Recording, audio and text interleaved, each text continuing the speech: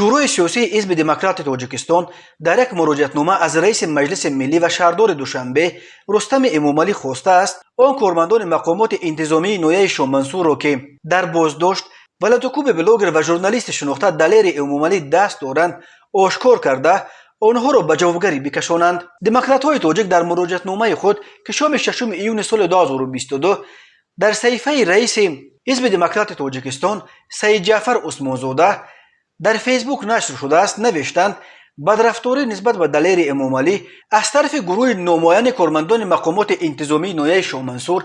در میان جامعه گفتگو و ناراضگی اهل فرهنگ را به وجود آورده است. البته چنین طرز مناسبت با مردم جامعه به خصوص خبرنگاران و قلمکشان هر کسی را ناراحت و نارضا گردانده میتواند. تا جایی که ما خبر داریم دلیر امامعلی به عنوان بلاگر بیشتر موضوعهای بحث‌طلب اجتماعی و روزگار مردم را نشر میکند و در نوشته‌های او مسئله غرضهای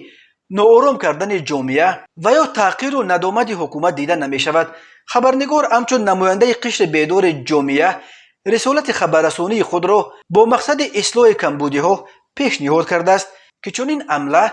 در همه دولت‌های پیشرفت وجود دارد. تاکید کرده شورای سیاسی خلقی دموکرات تاجیکستان دموکرات‌های تاجیک از آن اظهار نگرانی کردند که حادثه روی داده میتواند برای گروه‌های ماجراجو دستک شود و آنها به آن رنگ سیاسی داده هدف‌های خودشان را به مردم نمایش بدهند. در هر صورت چنین عمله ننگاور نمایندگان ساختارهای دولتی اعتبار دولت و جامعه ما را کاهش می‌دهد. به این دلیل حزب دموکرات تاجیکستان از رستم امامعلی خواسته است که برای پیشگیری از چنین رفتار نادرست خادمان اداره‌های دولت این عمله را آشکار و اجرا کنندگان آن را مجازات کنید تا دیگر در جامعه شکوفان دموکراتی تاجیکستان چنین عمل و رفتار بی اندیشه و ناشایسته از طرف نمایندگان نهادهای دولتی رخ ندهد. روز 6 ایون یک گروه نشریه‌ها و سازمان‌های ژورنالیستی تاجیکستان نیز برخورد خشونت‌آمیز نسبت به دلیر امامعلی را محکوم کردند. یادآور می‌شویم دلیر امامعلی را روز 4 ایون کارمندان مقامات حفظ حقوق نویه شامنصور غیر قانونی 5 ساعت بازپرسی کرده